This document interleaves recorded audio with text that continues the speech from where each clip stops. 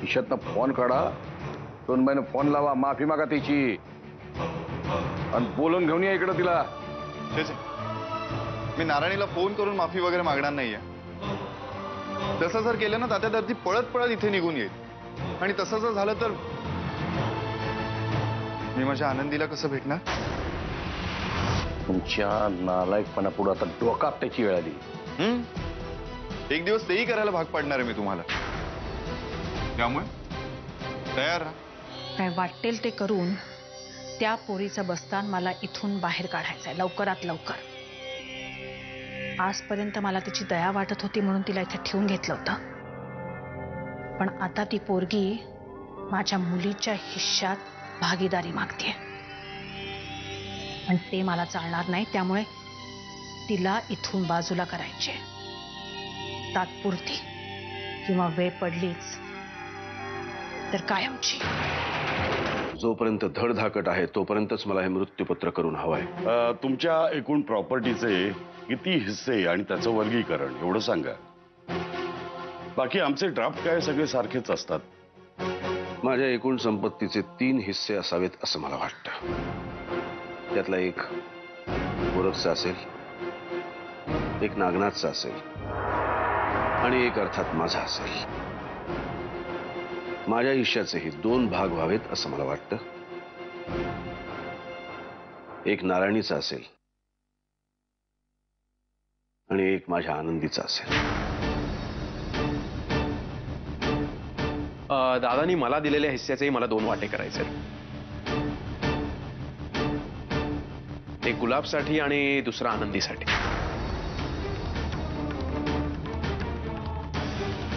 गोरख, अरे पण दादा हे बघ, या सगळ्यामध्ये मला काडी मात्रही रस नाही आणि मला हेही माहिती आहे की तुलाही याच्यात काही जास्त रस नाही. फक्त आपल्या माणसांमध्ये तंटे होऊ नये म्हणून हे सगळं करतोयस ना तू. कोण ती, कुठून आली, काय आणि कसा दिला तिला हा अधिकार, कधी दिला? हे त्या हेगड्या वकिलालाच विचारलं पाहिजे. हेगडे वकिलाला विचारायचं नाही, त्याला प्रेमाने समजवायचं. काहीही झालं तरी माझ्या नारायणीला तिचा हक्क मिळालाच पाहिजे. का ग असं काय करतेस? मला थोडंच मूलबाळ आहे. माझी सगळी संपत्ती नारायणीचीच आहे ना. हा तुझ्या मनाचा मोठेपणा आहे नागनाथ, पण मला कुणाच्याही मनाचा मोठेपणा नको आहे. मला नारायणीचा हक्क हवाय आणि त्यासाठी त्या पोरीचा बंदोबस्त करायला लागला ना तरी चालेल. वीर कशापायी वागतोय असं? कारण तो स्वतःचं आयुष्य स्वतःच्या मर्जीनं जगतोय. त्याचं प्रत्येक माणसानं जगलं पाहिजे आणि हेच त्या हक्काला कळायला पाहिजे. तिला वाटतं लग्न लावून दिलं ना म्हणजे झालं सगळं, पण वीर नारायणीच्या तावडीतून स्वतःची सुटका कशीही करून घेईल. फक्त ती आज का उद्या एवढाच काय तो प्रश्न आहे. ते काय बी असू दे, पण मी त्याला या प्रकरणात अजिबात मदत करणार नाहीये. मग मी करीन मदत, कारण आत्तापर्यंत मी फक्त खऱ्याची बाजू घेत आलोय आणि वीर खरा आहे. त्याचा लढा खऱ्यासाठी चाललाय.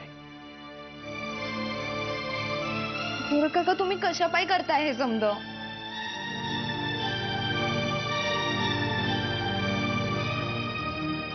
कारण मला या गावात अजून एक मच्छिंद्र दादा जन्माला नाही घालायचं. आता ही उकिड्यावर वाढलेली पोरगी माझ्या मुलीचा हक्क मागतेय. मागते नाही अक्का, हिसकावून घेते. मला आणि गोरखला मूल नाहीये म्हणजे या संपत्तीची मालकीण नारायणीच आहे. मग ही घाण कुठून आली मध्ये? मम्मा काका बरोबर बोलतोय. तिला माझ्या प्रत्येक गोष्टीत वाटा पाहिजे. आधी माझे बाबा, मग माझा नवरा आणि आता माझी प्रॉपर्टी. तू जिवंत राहिली तर हे वाटे मागेल ना. मला माहित नाही तू तिला कधी मारशील ते, आणि मी आत्ताच्या आता जाऊन तिला मारून टाकते. मी तिला जिवंत नाही सोडणार. तू शांत हो, तू माझं ऐक.